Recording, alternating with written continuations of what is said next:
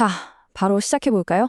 성경 역사상 가장 유명하고 또 많이 다뤄지는 믿음의 이야기 중 하나죠. 바로 아브라함 이야기입니다. 오늘은 이 익숙한 아브라함의 순종 뒤에 숨겨진 진짜 신학적인 작동 원리들을 아주 깊이 있게 파헤쳐보는 해설 시간을 가져보려고 합니다. 여러분 혹시 이런 생각 해보신 적 있나요? 아브라함은 그냥 원래 멘탈이 엄청나게 강한 사람이었을까? 흔히들 이 이야기를 읽으면서 와, 진짜 초인적인 의지력이다. 보통 사람과는 차원이 다른 결단력이다 하고 겉보기로만 넘겨짚기 쉽거든요. 과연 그게 다일까요? 여기서 정말 흥미로운 관전 포인트가 나옵니다. 인간의 의지력이냐 아니면 주권적인 은혜냐. 오늘 저희가 살펴볼 개혁주의와 청교도적 관점의 핵심이 바로 이거예요. 이 이야기는 인간이 내가 한번 해내겠어 하고 아등바등 노력하는 스토리가 절대 아니라는 겁니다. 오히려 하나님의 그 압도적인 은혜가 어떻게 평범한 죄인을 완전히 뒤바꿔서 절대적으로 신뢰하는 그릇으로 빚어내는지를 보여주는 구속사의 하이라이트인 거죠.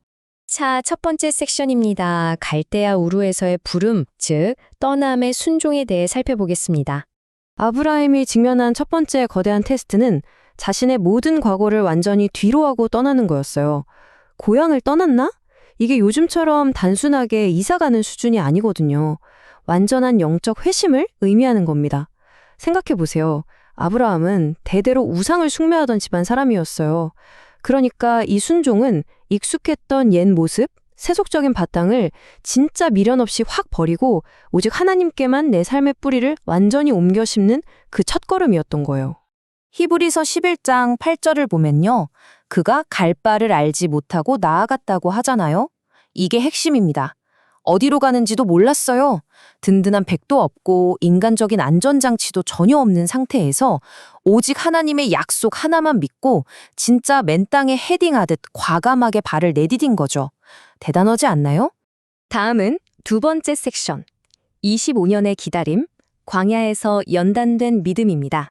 우리가 흔히 하는 착각 중 하나가 아브라함의 이 흔들림 없는 믿음이 짠하고 하루아침에 생겼을 거라고 생각하는 거예요. 근데 절대 그렇지 않습니다. 타임라인을 한번 보실까요? 영년에 우르에서 약속을 받고 무려 24년 동안 기다립니다. 그 사이에 애굽에서 자기 아내를 누이라고 속이는 흑역사도 있었죠. 그러다 25년째에 마침내 기적적으로 이삭을 얻게 됩니다. 이게 바로 청교도들이 말하는 견인이에요. 아브라함이 애초부터 완벽해서가 아니라 하나님이 25년이라는 어마어마한 시간과 심지어 그의 뼈아픈 실패들까지 다 사용하셔서 참된 순종을 길러내신 겁니다. 자, 이제 긴장감이 최고조에 달하는 세 번째 파트입니다. 모리아의 역설, 죽음의 순종입니다. 하나님이 100세에 얻은 그 기적의 아들 이삭을 제물로 바치라고 요구하십니다. 와, 진짜 상상만 해도 숨이 턱 막히지 않나요? 이삭을 통해서 수많은 후손을 주시겠다고 분명히 약속하셨으면서 정작 그 이삭을 죽여 바치라는 파괴적인 명령을 내리신 거예요. 이 두 가지가 지금 완전히 정면 충돌하고 있잖아요. 아브라함은 대체 이 말도 안 되는 하나님의 약속과 명령 사이의 모순을 어떻게 견뎌냈을까요? 그 신학적인 해답은 바로 부활신앙에 있었습니다. 히브리서 11장 말씀을 바탕으로 청교도 신학자들은 이렇게 풀이해요. 아브라함은 내가 이삭을 바치더라도 하나님은 능히 죽은 자 가운데서 다시 살려내실 수 있는 분이다 라는 걸 믿었던 겁니다. 내 눈앞에 보이는 자연의 법칙보다 하나님의 약속을 100% 아니 1000% 신뢰했던 거죠. 결국 이 잔인해 보이는 시험은 다름 아닌 아브라함의 자기 부인을 증명하는 자리였습니다. 아브라함의 진짜 사랑, 삶의 1순위가 어디에 있는가? 눈에 넣어도 안 아플 그 선물인 이삭인가? 아니면 그 선물을 주신 하나님인가? 이걸 확인하는 거였죠. 내가 가장 사랑하는 걸 기꺼이 내어놓는 그야말로 순종의 끝판왕인 셈입니다. 네 번째 섹션으로 넘어가서 은혜의 해부학, 세 가지 청교도적 특징을 살펴보겠습니다. 그럼 이제 살짝 관점을 넓혀서 이 놀랍고 경이로운 순종의 뼈대가 대체 어떻게 생겼는지 분석해 볼게요. 첫째, 은혜가 순종보다 먼저 옵니다. 아브라함이 잘나서가 아니라 오직 하나님의 은혜가 발동해서 이 모든 행동을 시작하고 가능하게 한 거예요. 둘째, 언약적 신뢰. 이건 그냥 맹목적으로 알고 믿습니다 하는 게 아니에요.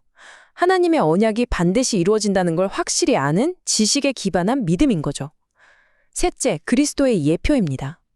이 모리아산의 사건은 훗날 일어날 궁극적인 희생을 미리 보여주는 완벽한 예고편이거든요.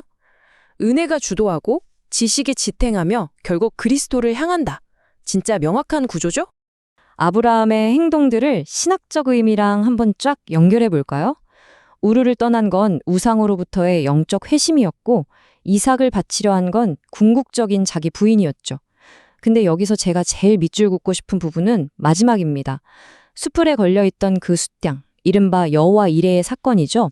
이게 바로 장차 하나뿐인 아들 예수 그리스도를 우리를 위해 십자가 대속물로 내어주실 하나님의 그 어마어마한 사랑과 구원 계획을 너무나도 완벽하게 예표하고 있다는 사실입니다. 마지막 5번째 섹션입니다. 행하는 믿음, 기다리는 자들을 위한 교훈입니다. 자, 이렇게 깊은 신학 이야기들을 나눴는데 그럼 이게 오늘 우리의 삶이랑 무슨 상관이냐? 야고보서 2장 말씀을 보면 그의 믿음이 행함과 함께 일하고 행함으로 믿음이 온전하게 되었다고 하죠. 오해하시면 안 되는 게 우리가 뭔가를 잘 해내야만 구원받는다는 뜻이 아니에요. 그게 아니라 진짜 살아 숨쉬는 참된 믿음이라면 결국엔 순종이라는 눈에 보이는 가시적인 열매를 맺을 수밖에 없다는 걸 확실하게 짚어주는 겁니다. 그래서 오늘 이 아브라함 해설의 결론을 딱 한 단어로 요약하자면 바로 절대적 굴복입니다. 이게 뭐 다 포기하고 체념하라는 뜻이 아니에요. 내 목숨, 내가 제일 소중하게 여기는 가치, 내 머리로 굴린 논리, 인간적인 안전망, 이 모든 것보다 하나님의 말씀을 가장 꼭대기에 두는 거, 전적으로 의존하는 거.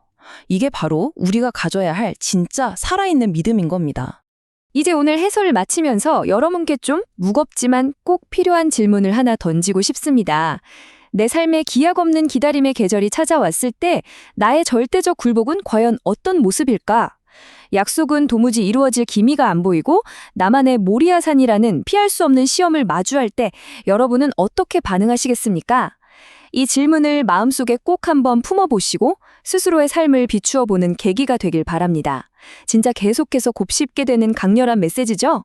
오늘 이 시간 끝까지 함께 집중해 주셔서 정말 감사합니다.